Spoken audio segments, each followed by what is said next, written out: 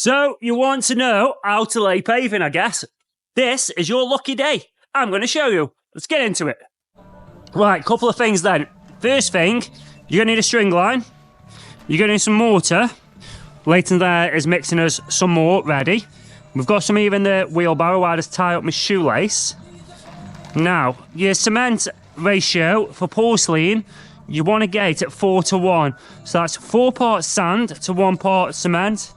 Okay, put my hood up because it's a bit cold. So what you do is get your muckaroo out of your barrow, chuck it on the bed, then go find your tools. Mine are here from yesterday, safe as houses. Then you will get a builder's trowel like this one. Hopefully yours is a bit cleaner than mine. Then spread your muck.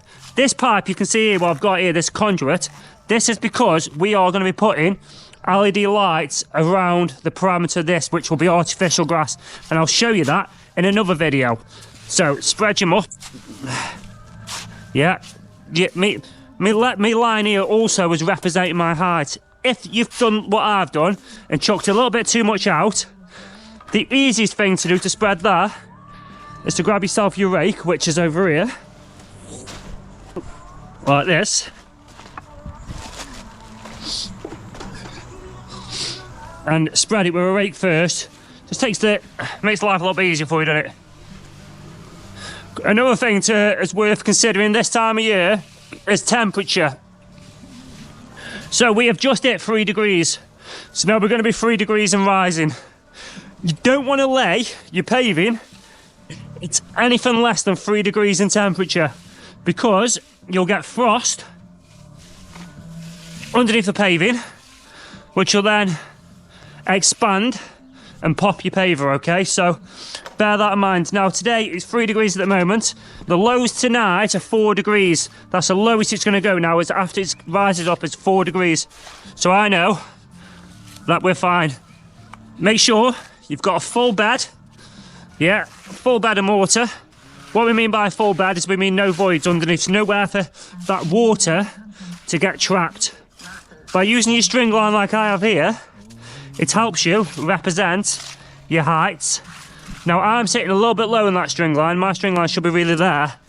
At the moment I'm just using the string line to give me a guide on my level. So I know when I follow the string line, we've got a path there, follow the string line, we'll have a path down here, and we'll marry up nice. We won't be 5 mil out, we'll be bang on the money, and it'll be all nice and square to each other.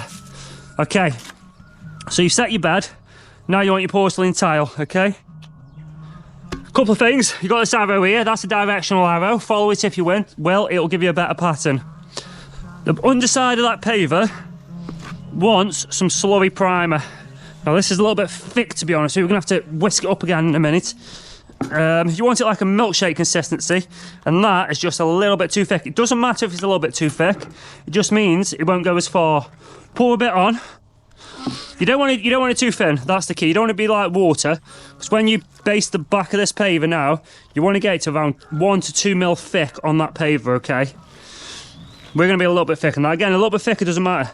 You just don't want thinness. You don't want your paste to be really watery. You want to make sure it's ample coverage. Now, everybody will tell you, you need a full coverage of primer. Now, that is true. I like to leave it like that now, so I've got a little bit of room here, just my fingers to sit on the edge there. By the time I send this into the ground, this primer will disperse anyway and get to all the edges. So I have no worries there. Wait, could you just give that a quick whisk for me, please, when you get a second? So, a good labourer as well, that's key. But if you're doing it by yourself, like I know most of you are going to be watching this video are, then you're going to have to mix yourself as well. But because we do this for a job, time is money and money is time, so we get a labourer in. Paver. When you got your paver, pop it down.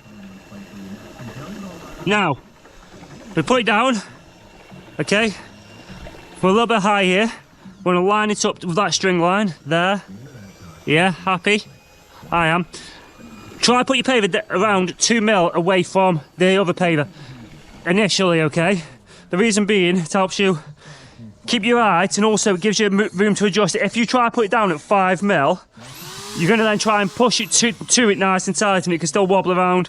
So if we leave it 2 mil, when we drag it away, put the spacer in, it's going to try and pull back to the initial 2 mil. That's the top tip. Now, the next thing I need my mallet. Where have we left that? I left it over here. Here, on the floor. So my kneeling mat laid there.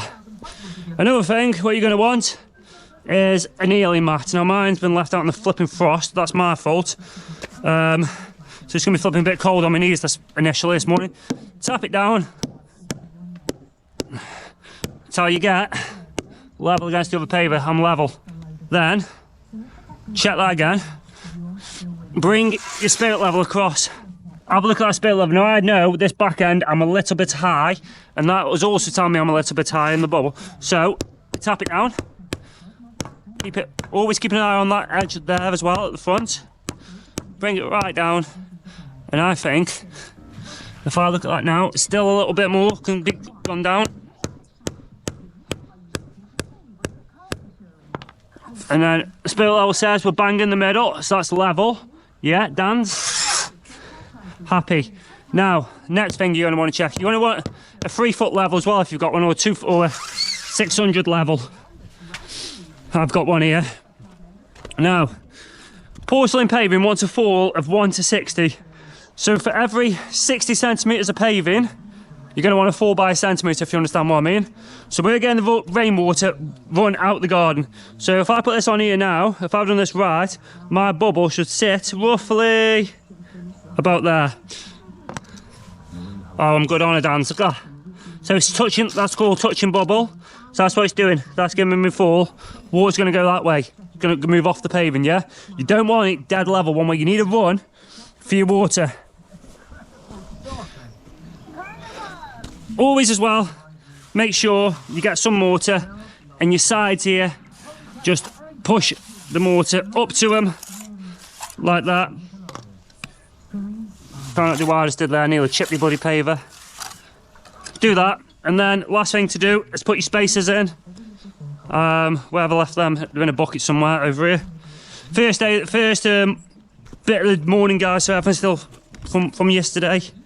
Now, what I said about leaving it a little 2 mil away, so now when I pull this away, naturally pushes back, so I'll pull it away, I'll get my spacer in there, 5 mil, and 5 mil, it will stay tight to that, yeah? It's not going to be loose and wobbly about, it's going to stay.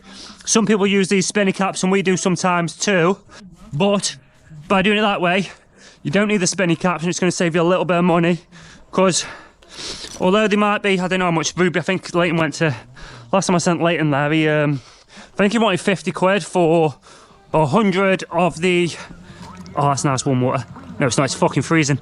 He wanted 50 quid for 100 of the pegs what come up, and then 50 of the actual spinner caps, and his excuse was the spinner caps are reusable. Yeah they are, but the other bits aren't, and I'm not even funny, at nearly £1 a piece. I'm not going to flip in just waste £1 a piece when I can just do it that way. Especially when I'm able to use in this job maybe 400 or 500. That's 500 quid just gone on flipping, keeping your paver where you need it to be. But by doing it that way, you keep it all nice and tight. I hope this has helped you guys on the video. There'll be more videos to follow. What we're doing, so we've got the artificial grass in there. I'll show you how I lay there. I'll show you how I set you hunching around the sides. I'm going to show you how to install LED lighting on the job as well. If you get any questions, guys, drop them in the comments. And if you don't, please do subscribe to my channel, because I'm trying to grow it. I'm not trying to make money. Well, of course we are. But, you know, it's just about trying to grow that audience a little bit and make it worthwhile. See you on the next one.